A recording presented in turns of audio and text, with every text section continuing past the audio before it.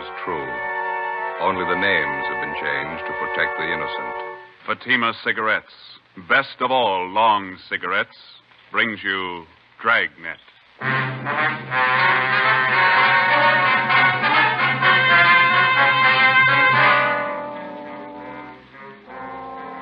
You're a detective sergeant. You're assigned to hit-and-run felony detail. A dead body is found in the streets in the early hours of the morning. There's only one clue, a set of skid marks on the pavement. Your job, find the killer. If you want a long cigarette, smoke the best of all long cigarettes. Smoke extra mild Fatima. Yes, Fatima is the king-size cigarette which contains the finest Turkish and domestic tobaccos superbly blended to make it extra mild, to give Fatima a much different, much better flavor and aroma than any other long cigarette. That's why Fatima has more than doubled its smokers coast to coast. Enjoy extra mild Fatima yourself. Best of all, long cigarettes. It's wise to smoke extra mild Fatima. It's wise to smoke extra mild Fatima.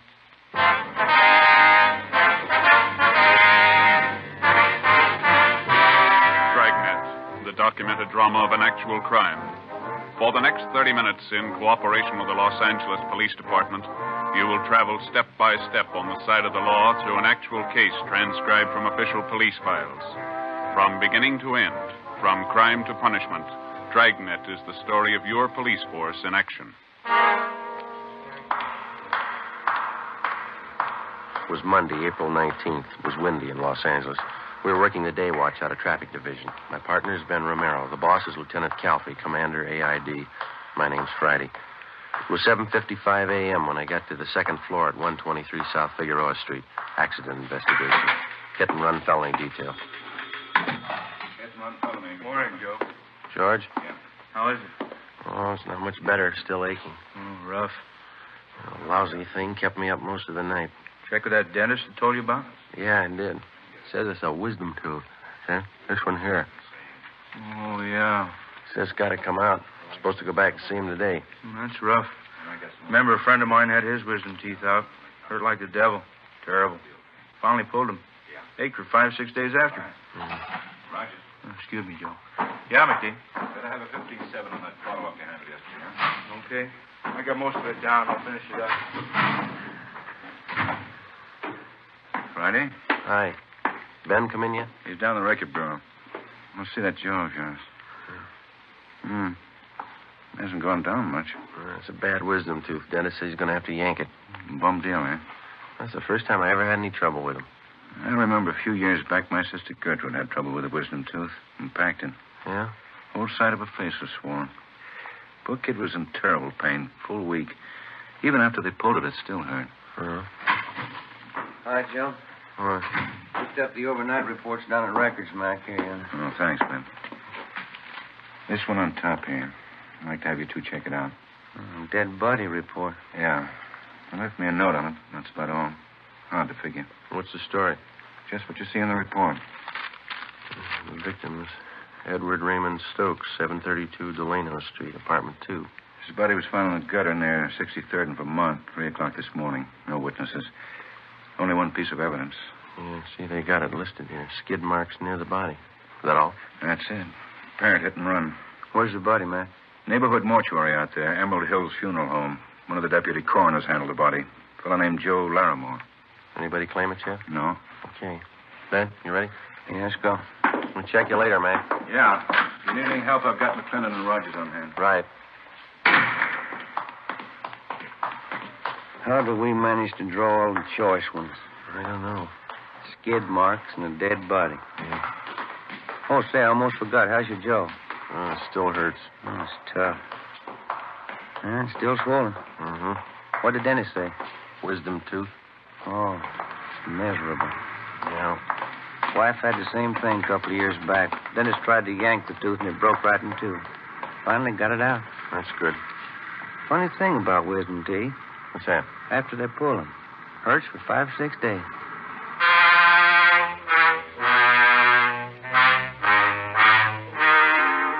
8:33 a.m. Ben and I drove out to 63rd in Vermont and rechecked the spot where the dead body of Edward Stokes had been found. According to the report, the body was found 2 feet west of the easterly curb and 32 north of 63rd Street on Vermont. We examined the skid marks. They showed definite signs of being a lot older than 24 hours. The consistency of the rubber was weak, and there were heavy dirt smudges over them, indicating more wear than they could have possibly had since the estimated time of the victim's death. We got back in the car and drove to the Emerald Hills Funeral Home at Vernon and Denver Avenue. Sure is rotten weather for April, huh? Yeah. These funeral homes, you ever notice it? What's that? Why do they always put awnings over the windows? They never open a drape. I don't know. Come on.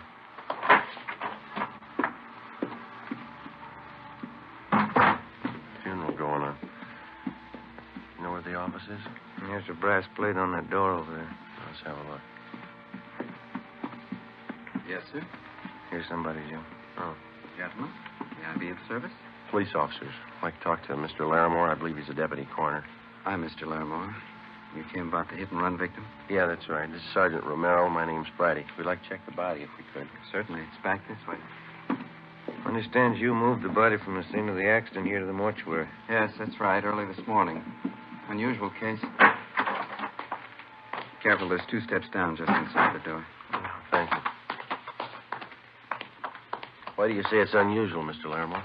Well, here, let me show you. There. Now, for one thing, the victim had a basal skull fracture.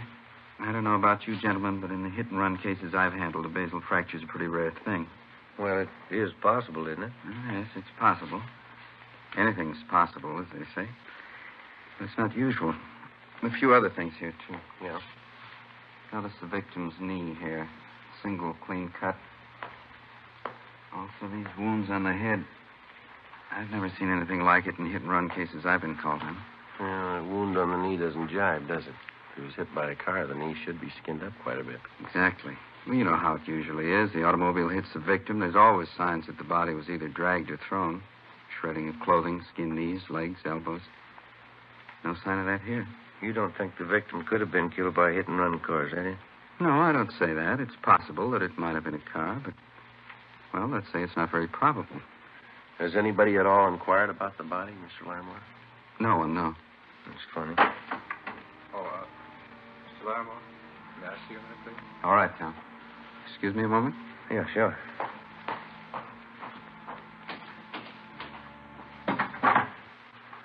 Well? Yeah. Where do we start? I don't know. Maybe we won't have to. Another lead like this, and we can turn it over to homicide. Sergeant? Yeah? There's a young lady in the lobby. Yeah. She wants to claim the body. The girl was shown the body. She identified it as that of Edward Raymond Stokes. She gave her name as Marion Fuller, the victim's common-law wife. After she recovered from her shock, she asked if she might sit down for a while and rest. We took her into one of the offices in the mortuary, and Ben got her a glass of water. She told us that she had last seen Stokes alive at about 1 a.m. that morning. They'd been drinking together at a neighborhood bar on Vermont Avenue between 63rd and 64th Streets, half a block from where the victim's body had been found sprawled in the gutter. Why don't you sit down over there, Miss Fuller? Thanks. How long did you know Edward Stokes, Miss Fuller? About 6 years. On and off. We've been together pretty much the last couple of years, though. Oh, my head. Would you mind telling us exactly what happened while you were with Stokes last night? Everything you can remember? I can't think. This headache's killing me. I wish you'd try, Miss Fuller. It's important. Well, Eddie and I had dinner together at the Spanish Oven, place down on South Fig. That was about 7:45. Then we drove out to the Brown Barrel in Vermont, the bar I told you about. Yeah. Eddie and I go there most of the time. We stayed there and drank, played a little shuffleboard. Oh. Yeah, go ahead. Oh, we stayed too long. Drank a little too much. I started talking to this fella next to me, and he got sore. Always got jealous when he was drunk. Poor Eddie. Did Eddie fight with this other man, Miss Fuller? No, I stopped him. That made Eddie mad. He never could drink right. He always wanted to pick a fight. Who was the other man, you remember? No, I don't. I guess I had a lot to drink, too. He's just some guy at the bar. His headache. Well, it's not going to take much longer. Just a few more questions. That organ's getting on my nerves. What happened after you broke up the argument between Stokes and the other man? Oh, nothing. We stayed in the bar. Eddie played shuffleboard most of the time. I was in one of the booths drinking. Yeah? Around 1 o'clock, I started feeling sick, so I went outside and sat in the car. I guess I passed out there. In your car? No. I guess it belonged to one of the fellows in the bar. I passed out, and that's all I can remember. Did you sleep in the car all night? No. I guess whoever owned it drove me home. Well, how'd they know where you lived? Must have been one of her friends. I don't know. I don't remember anything till this morning. They phoned me up and said Eddie was dead. Who phoned you, Miss Fuller? One of our friends. I don't remember. I had a rotten headache. Well, you can do better than that. I tell you, I don't remember. They phoned and told me Eddie was dead. Somebody ran Eddie down. All right. Where are we going? Downtown. We'll have a stenographer take your statement. Oh, I've got a terrible hangover. I've never had one as bad as this. Neither has Eddie. Let's go.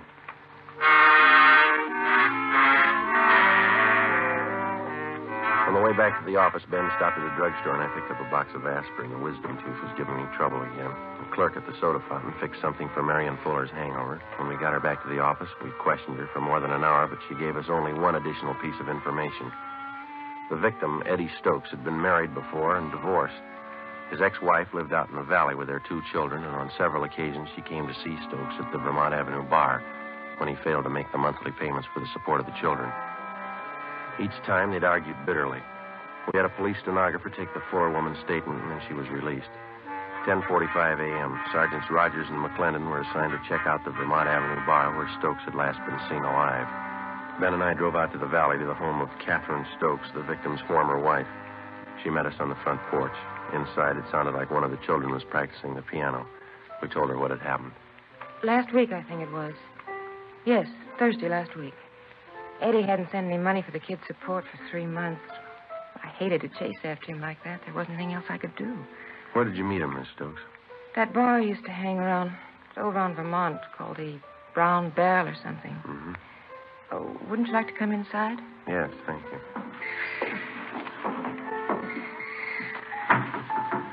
Do you happen to know anybody by the name of Marion Fuller? Yes, Eddie mentioned her. It was a man seeing a woman like that. Do you know anything about her at all? No. Whenever I saw Eddie, he'd mention he was running around with her. I guess he wanted to make me jealous. Was your husband a pretty heavy drinker? Yes, he was. So I got the divorce. Eddie was such a fine boy when we got married. Good home. You didn't know any of the people he'd been running around with lately? No, just the Fuller woman, that's all. Can you think of anything at all that might possibly have a bearing on his death? No. Eddie was probably drinking. Wandered in the street and a car hit him. I don't know. Oh, there's the bakery man. I've got to get some bread and a few things. Excuse me? I think that's about all, don't you, Joe? Yeah. I'll tell you, I'll leave our card here, Miss Stokes, in case you want to contact us for any reason. All right. It was so wonderful when we were married, Eddie and I. My folks gave us this house as a wedding present. We got wonderful presents. Yeah. We had everything we wanted. A car, nice house, kids. It was wonderful till we started drinking. Then everything went. Job, everything. Started all of a sudden. I never knew why. Yes, ma'am. How do men get that way? How do they start? I don't know. We only see a part of it. Yeah? When they finish.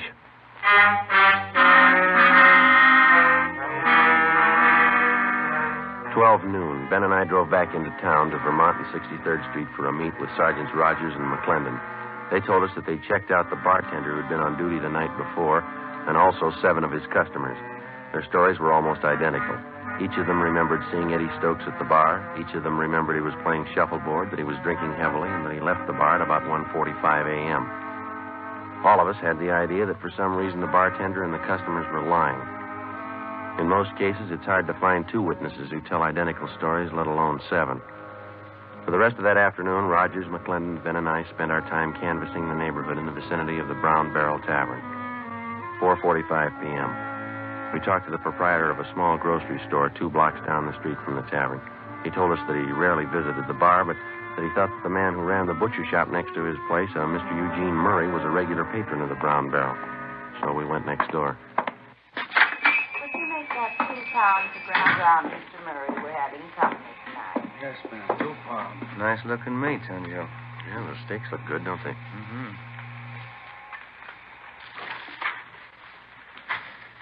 2 pounds. All right.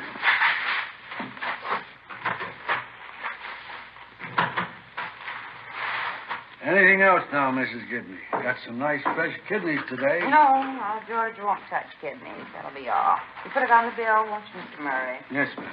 Thank you. You're welcome. Yes, sir, gentlemen. Can I help you? Police officers, Mr. Murray. I'd like to ask you a few questions. Oh, sure. Glad to help out if I can. Have you ever been in the Brown Barrel Tavern down the next block there? Brown Barrel? I go there all the time. Say, would you mind if I fix up an order while we're talking? The customer's going to pick it up in a couple of minutes. I don't like to keep him waiting. Sure, go ahead. I got to go in the ice box. When's the last time you were in the Brown Barrel, Mr. Murray? Last night, wife and I went to the movies. One of them English pictures. Lousy picture. We dropped in at the barrel on the way home for a beer. About what time was that? Pretty close to 2. What's the matter? Some kind of trouble? Did you notice anything unusual while you were in there? Anybody fighting or arguing? No, we were only in there a couple of minutes, but now that you mention it, there was something funny happen. What was that? Well, the bartender, Carl, and a half dozen of the neighborhood gang were back in one of the booths talking together. They seemed kind of nervous, and none of them seemed to be having a good time. Yeah. The wife and I yelled hello at them, but they kind of gave us the go-by. Then this drunk came up to us. And he, say, officer, would you reach that knife for me? Which one? That one. Oh, yeah, here you are. Yeah, thanks. Go ahead. Yeah, well, this drunk came up to us and whispers to me, say, you better get out of here. There's been a fight. Hey, isn't that a beautiful piece of meat? Well, I didn't pay much attention to him. He was pretty drunk, could hardly understand him. I guess they have a lot of fights in there anyway. Is that all he told you? There'd been a fight? Yeah, that time. Well, he came back a couple of minutes later and whispered the same thing. You better get out. There's been a fight, he said. The wife and I just laughed at him. Mm-hmm. He said, I know all about it. A guy's been murdered.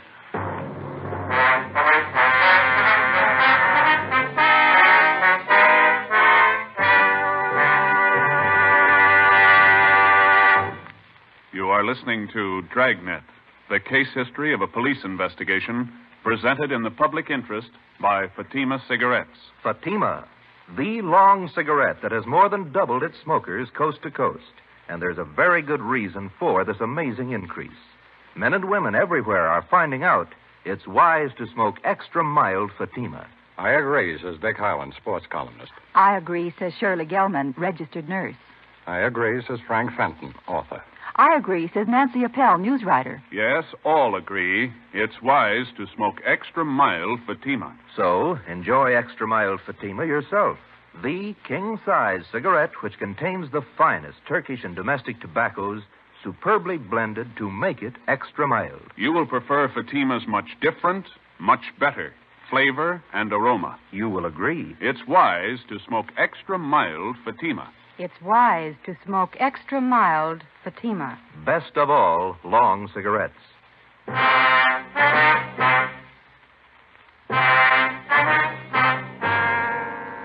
6 p.m. Ben and I went back to homicide to turn the case over to them.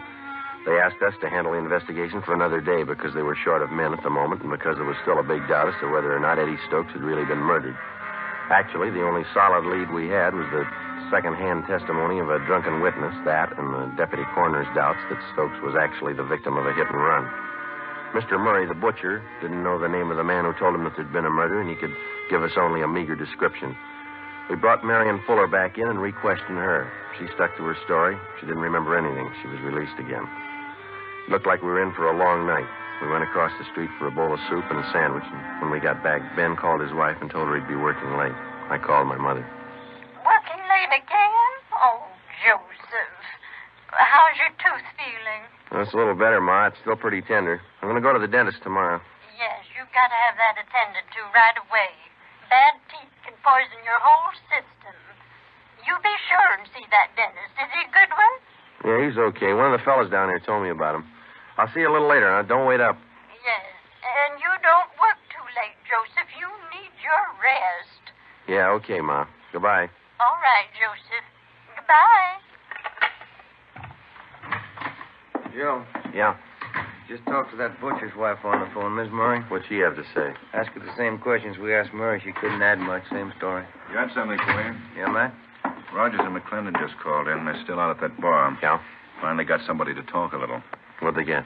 The bar boy out there. He says there was a fight happened about 1:30. Doesn't remember who was fighting. Not much help. Bar boy's name is Milner. He told Rogers he went outside about 20 minutes to 2 to put the garbage out. He saw the Fuller woman asleep in that car. You get the license number? No. Said there was a ticket on the windshield. Ben and I checked with the sergeant of the watch at 77th Street Division. He told us Unit 111 was assigned to the area where the brown barrel was located. In checking their worksheet, we found that Unit 111 had issued a hang-on citation the night before to a car parked near 6330 and 1/2 Vermont Avenue, the address of the Brown Barrel Tavern. We checked the license number through DMV and found that the car was registered to a William R. Huddy, 14 Naylor Street. We drove out to the Naylor Street address and talked to Huddy's wife. She told us he was playing in a shuffleboard tournament that night at a bar down on South Olive Street. 8:55 p.m., we checked in at the bar. Bartender. Oh, yes, sir. What'll it be? Do you know if there's a William Huddy in here? He's supposed to be playing a shuffleboard game here tonight. Oh. Yeah, I know. He's with the Highland Park team. Yeah, let me see. Yeah, that's him up now. Out on the blue shirt. Thank you. Come on, Ben. That's it, Bill. Good weight. Make it another 3. That cleans him. Good one, Bill. Yeah, that's pretty close. Beat that one, Max. Excuse me? Yeah? Are you William Huddy? Yeah, that's right. Police officers. We'd like to talk to you a minute. Oh? What about? I'd like to ask you a few questions. You step over here a minute. Yeah, all right. Were you at the Brown Barrel Tavern out on Vermont last night? Yeah, I was. Why, what's the matter? You know Marion Fuller? Yeah, she hangs around the place. She goes with a guy named Eddie. Did you drive her home last night? Yeah, as a matter of fact, I did. She passed out in my car. She's a nice kid, but she drinks a lot. I drove her home. Do you mind telling us what happened at the bar last night when you were there? Well, I come in about 9 o'clock, and I start playing shuffleboard with a couple of guys. This guy, Eddie Stokes, is one of them. Yeah? We got in a beef with a guy at the bar over Marion. It's nothing big, though. The guy left after a while. Mm-hmm. Go ahead. That's about all. I left the place around 1:30, and this Eddie was beefing with some merchant seaman about that time. Was the Fuller girl still at the bar at that time? No, when I went outside, I saw her sleeping in my car, so I drove her home. I left her off and then come back to the bar. That's when they told me. Told you what? Well, they said Eddie had a fight with this merchant seaman. They said it'd be better if we kept it quiet. Who told you that? Call the bartender. And I got the real story from one of the fellows I was playing shuffleboard with, Leo McCarty. What did he tell you? Well, he said that when Eddie Stokes left, the merchant seaman followed him out. He said he chased Eddie. McCarty went out about 5 minutes later. Yeah? Well, the merchant seaman was gone, and Stokes was lying in the gutter down the street. Mm-hmm. Did McCarty look at him? Yeah, he said Stokes looked pretty bad. So he looked like he was dead, but I wouldn't believe that. Why not? This McCarty always exaggerates. 10:15 p.m. We had William Huddy come back to the office with us, where we questioned him further and took his statement. Then we had his friend Leo McCarty brought in, along with the bartender at the Brown Barrel Tavern and the customers that he'd framed his story with. McCarty was the first to give us the straight story, and then the others followed. The bartender, Carl Jansen, who also owned the bar, was the last to break. How about it, Jansen? Why didn't we get a straight story to begin with? Well, what about the publicity? How would that look? A murder around my place. Could work out worse than that, Mr. Jansen. You've been withholding evidence. You talked these people into the same deal. I'd protect myself. The newspapers, all the scandal, recommends business. I had to keep it quiet. It's not my fault that Stokes is killed. I didn't do it. I'm not to blame. No, but you know who is to blame. Now, how about it? Who is he? Well, he works on the ships. Comes in here most of the time when he's in port. What's his name? Henry Baxter. I've cashed some of his paychecks. Ben, you better get the captain now. Yeah, okay. Hit and run felony Friday. Oh, yeah. No, just a minute. For you, Jansen. Oh, yeah. Thank you. Yes. Oh. Yes, Rita, just a minute. Sergeant. Yeah. It's my wife. She's at the bar now. She thought you ought to know. Yeah? Henry Baxter. Frida says he just came in.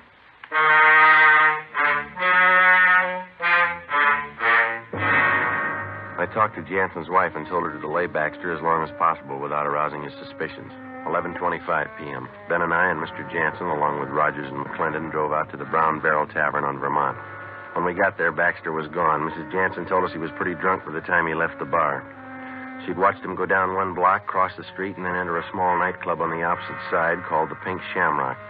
She'd been keeping an eye on the place, and as far as she knew, Baxter was still inside. We went down the street to the nightclub. Rogers and McClendon covered the back entrance. We got inside in the middle of a floor show. A blonde was doing some kind of a dance. Can you spot him, Mr. Jansen? No, I don't see him yet. How about over on this side, back in the corner there? No, he's not there. It's so dark in here, I can't see too well anyway. There's the rear exit to the place. He could have slipped out that way. Gentlemen, like to have a picture taken? Souvenir photograph? No, thanks. Maybe we better check with the waiter, Ben. Sergeant, just a minute.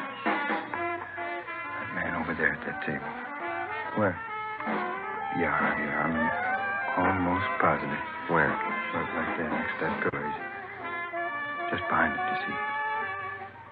Yeah, that's him. All right. Come on, Ben. You stay right here, Mr. Jansen. You bet. Waiter. Hey, waiter. Another Coke High. You, waiter? Another Coke High. Your name Henry Baxter? Yeah, that's right. What? Police officers like to talk to you. Yeah?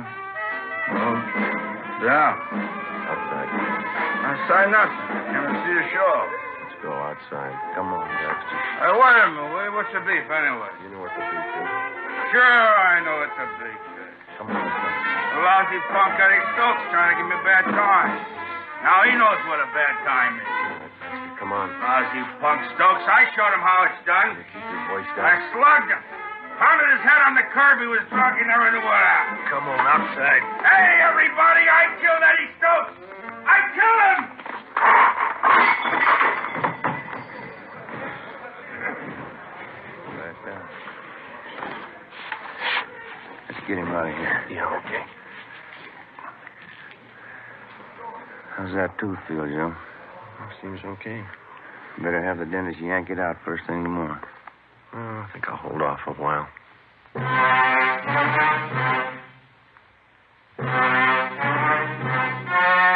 The story you have just heard was true. Only the names have been changed to protect the innocent.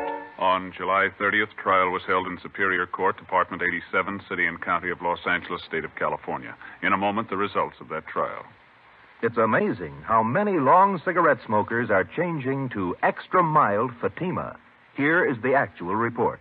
From coast to coast, Extra Mild Fatima has more than doubled its smokers. Yes, more and more smokers every day are discovering that Fatima is the king-size cigarette that is extra mild. Extra mild because it contains the finest Turkish and domestic tobaccos superbly blended to make it extra mild, to give it a much different, much better flavor and aroma. Enjoy extra mild Fatima yourself. Best of all, long cigarettes. It's wise to smoke extra mild Fatima. It's wise to smoke extra mild Fatima.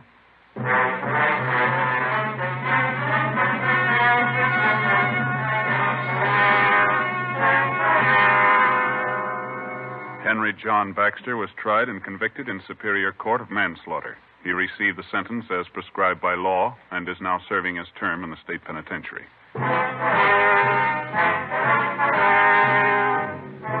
You have just heard Dragnet, a series of authentic cases from official files. Technical advice for Dragnet comes from the Office of Chief of Police W.A. Wharton, Los Angeles Police Department.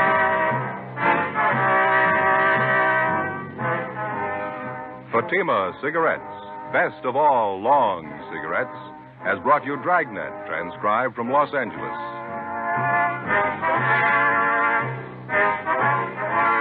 Sarah Berner stars in Sarah's Private Caper next on NBC.